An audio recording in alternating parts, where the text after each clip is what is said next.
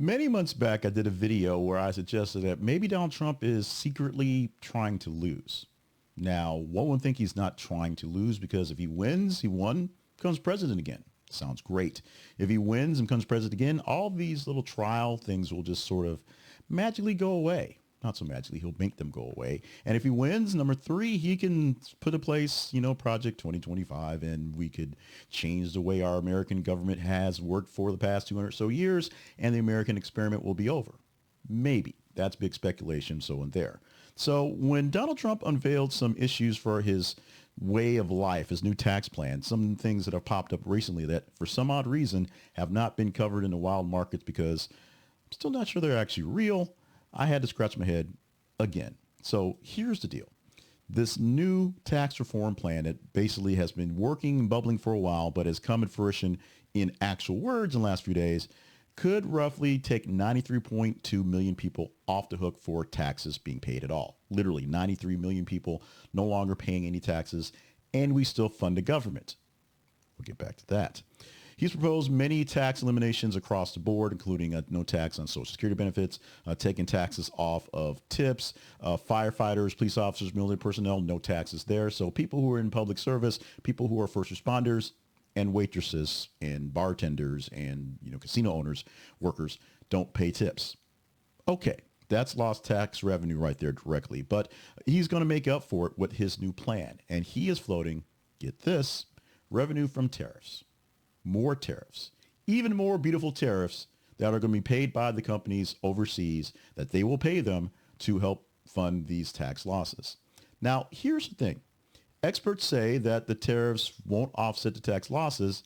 And as been said before, tariffs don't quite work that way. Although technically, if you don't tax people directly, the increase in prices that the government or the companies will put onto the goods that they sell will make up for, in theory, for the money spent in taxes. However, the increase in prices does not go to the tax burden. Since there's less taxes put on everything, or I guess there's more taxes on a sales tax level. So there's more taxes put on to, or less taxes put on everything, and more of a burden to other people. The companies don't make as much money because they raise their prices, but they make the same money or just not as much money because that's how tariffs work. Tariff is a tax on the company that brings things in. It makes the consumers pay more money for a good because it means a company that's going to import the item pays more for the company that's made cheaper someplace else. So it offshoots the cheapness of the items, so you can't bring into the company and sell them cheaper. You have to sell them at a comparable price to what's here. That keeps very bad cheap goods off the market. It was something really big in my younger days in the 80s and 90s. Maybe not so younger in the 90s, because cheap toys coming in from China were coming in and inflating the market. And that meant the toys that were spent here were, non-comparably priced. Same with electronics. As computers was growing, cheaper computers from China were coming in that weren't very good. And you had to sell them at the same comparable prices as computers here in the States that hopefully were better coming out there.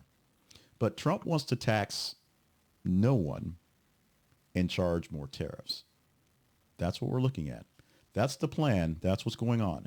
If you've seen the video on TikTok where the lady with the buzz cut comes out and explains with a chalkboard how tariffs work to Donald Trump because apparently he doesn't know how they work, you might want to go search for it because that's not how tariffs work.